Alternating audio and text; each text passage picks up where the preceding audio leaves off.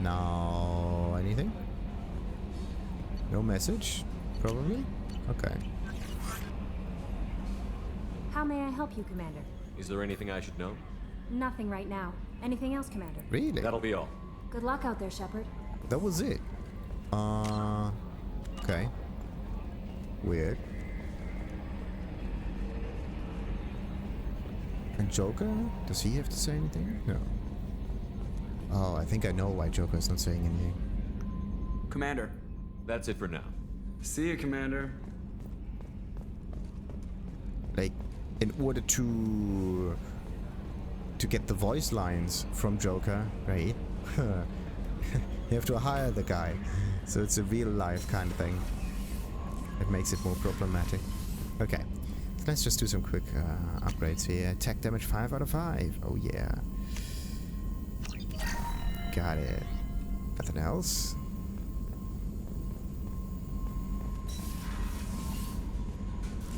And then there is only the private quarters of Kasumi.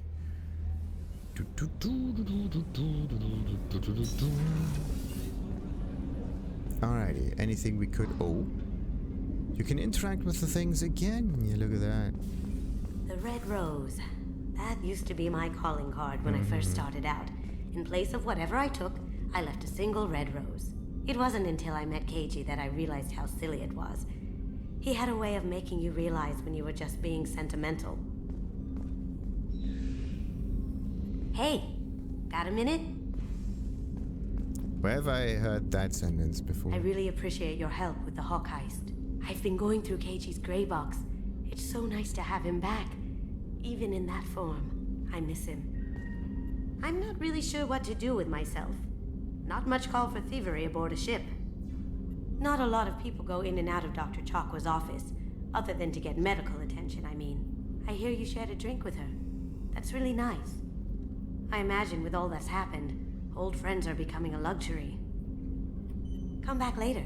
I'm sure I'll have more to talk about. Come back later. I'm sure I'll have more to talk about.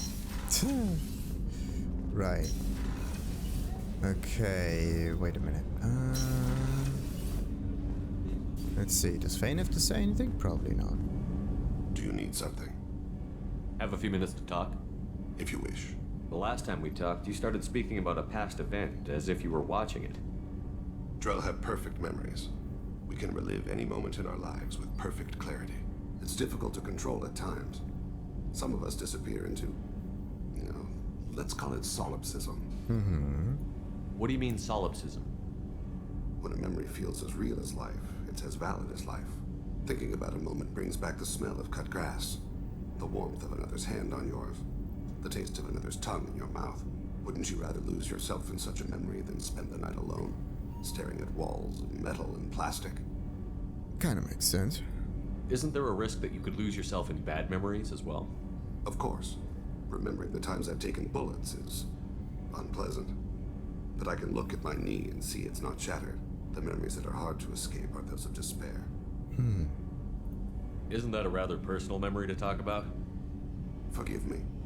Lately I've spent a great deal of time reviewing my life. I didn't mean to make you uncomfortable. Oh no, you're not.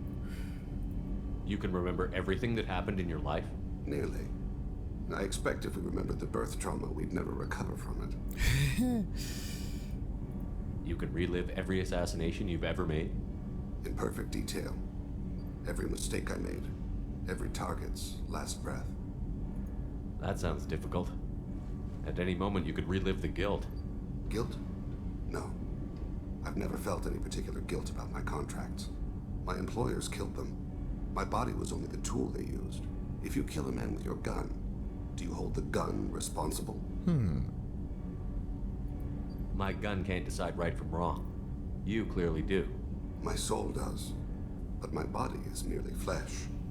Flesh whose reflexes were honed to kill. Drell minds are different from humans.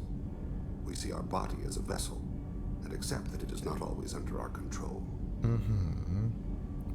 A little weird, though. That's a strange way of looking at yourself.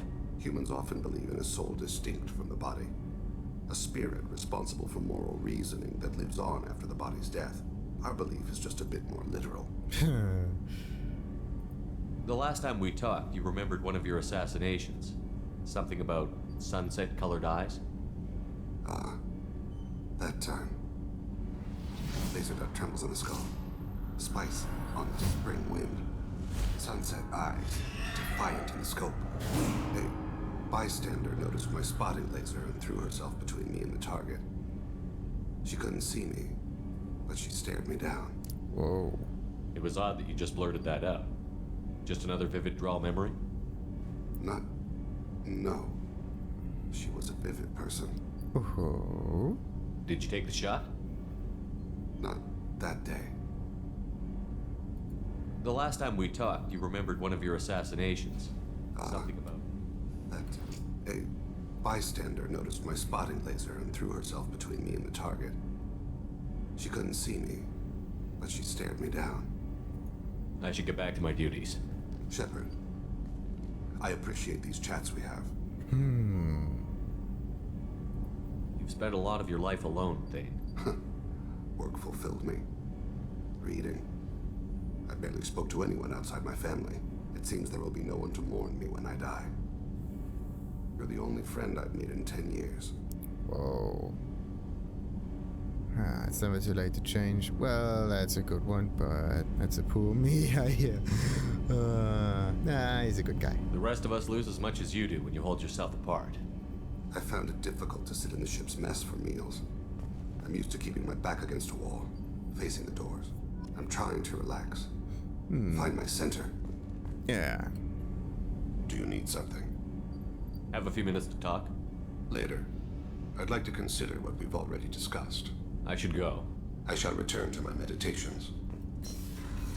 Nice.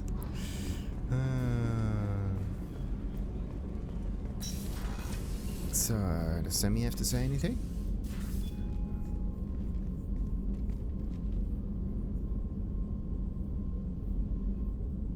Shepard, Anything new? there is something I've wanted to tell you. I've done many things in my lifetime. I thought the galaxy held nothing new for me.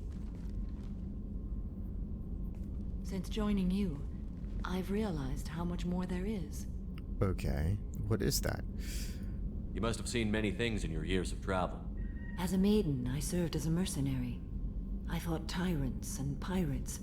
I experienced everything the galaxy has to offer.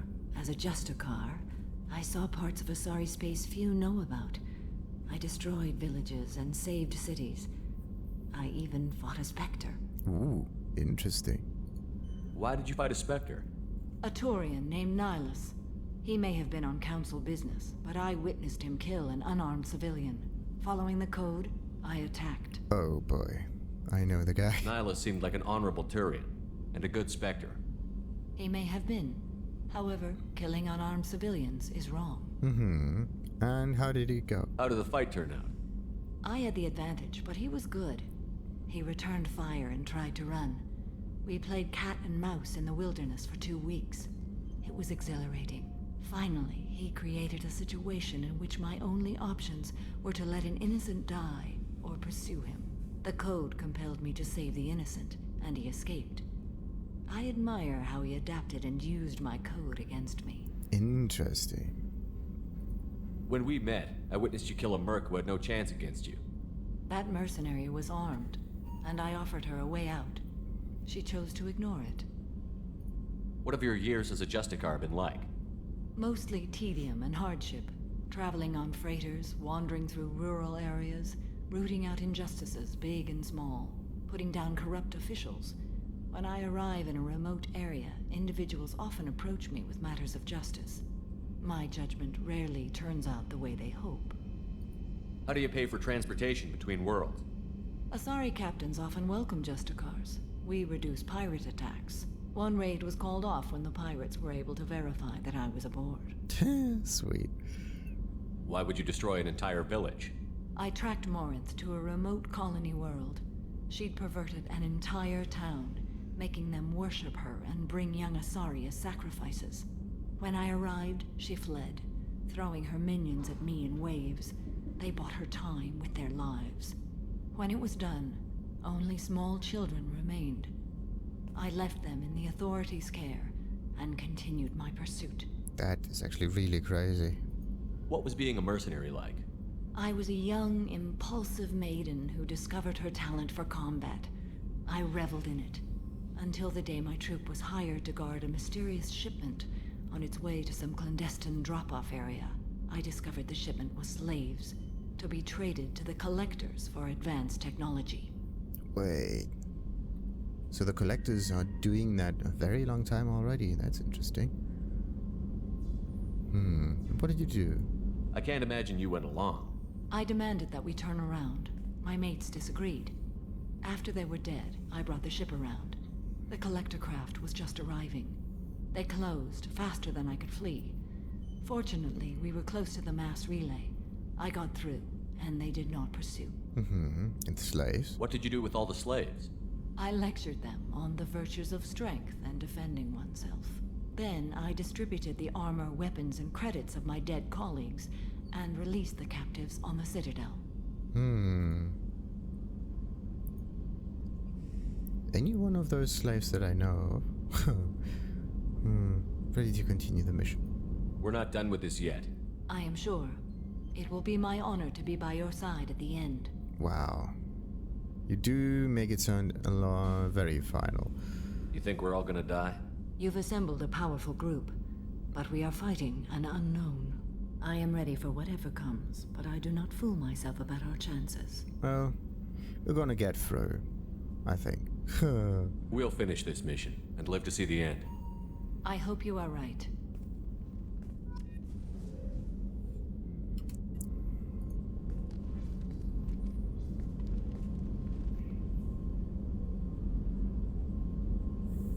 Shepard, How are you? perhaps we could speak later. I wish to meditate. I should go. Of course. Alright, so we got that much done. Oh yeah, wait a minute.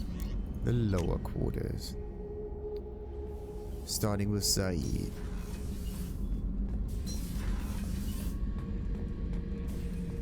This mission takes me back. Get a knife stuck in the right way, and you can pull that plate right off a Krogan's head. It's the best way to get a Krogan to talk. The threat of it drives him mad. Me and a buddy were hired to take out this one guard, Matthias, I think. Hell, I forget. Turns out it was a trap. We got jumped by a hit squad. 2 Batarians, a Krogan, and a Hanar. Damn jellyfish nearly choked me to death. Wore a neck brace for weeks to cover that up. Haven't underestimated a Hanar since. I should let you go. Talk more later, Shepard. Alright, so let's get to our little Krogan.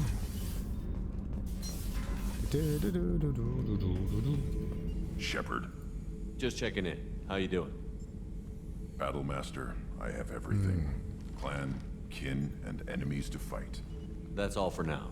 Shepard, Alright, so I kind of know how Tali's interaction ends up there. Nothing with Engineer Donnelly.